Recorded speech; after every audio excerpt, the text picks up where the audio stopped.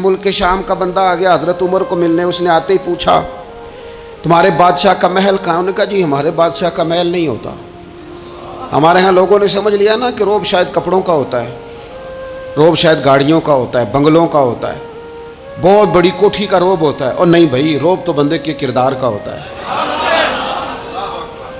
उसके अफकार का रोब होता है, रोब उसके ऊंचे ख्यालात का होता है। कहाँ है आपके बादशाह का महल? तो ने कहा महल शहल तो कोई नहीं, मस्जिद में होंगे अमीरुल मोमिनीन।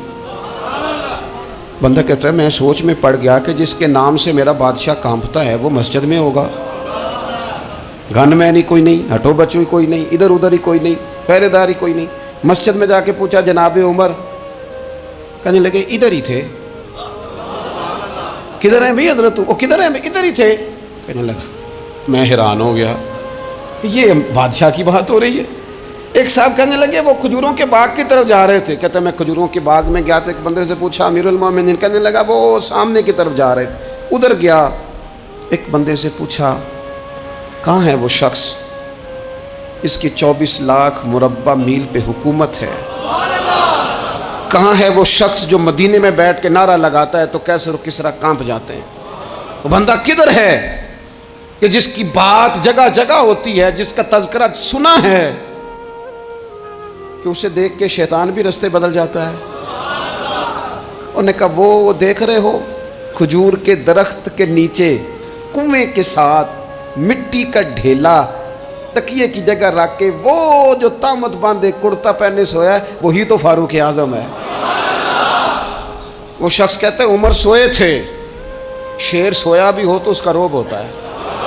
शेर जो होता है, शेर कभी सो भी जाए ना तो लोग फिर भी खौफ खाते हैं और उसके जागने का खौफ खाते हैं कि ये कहीं जाग ना जाए। शेर जो हुआ, कहते हैं हजरत उमर सोए थे पर मैं करीब गया तो मेरे वजूद पे रोब तारी हो गया, रोब। और मेरी जुबान से बेसाख्ता ये जुमले निकले कि उमर तू इंसाफ करके सोया है ना, तो मिट्टी के ढेले पे भी तुझे सुकून की नींद है। खुददारी, वकार, इज्जत, ये एहसासे कमतरी से बाहर निकलें। हमने अपने बच्चों को मसल डाला है, वो तुसी माड़े दे बच्चे हो, तुसी तो नहीं ना आगे जा सकते, वो असी गरीब लोग ना बेटे तू फलाने के साथ ना जाया। हमने अपने बच्चों की ख्वाहिशात तबाह कर दी, कमजोर करके रख दिया, इन्हें बार बार सिखाया हमने। खुददार था वो बाप जिसकी थोड़ी सी आमदन थी पर वो गर्मियों में अपने पुत्र से कहता था पुत्र बड़ोले में दाने डाल दिए हैं, तुम्हारी माँ ने मर्तबान में अचार डाल दिया है, लो अब सारी गर्मियाँ परवाह कोई नहीं।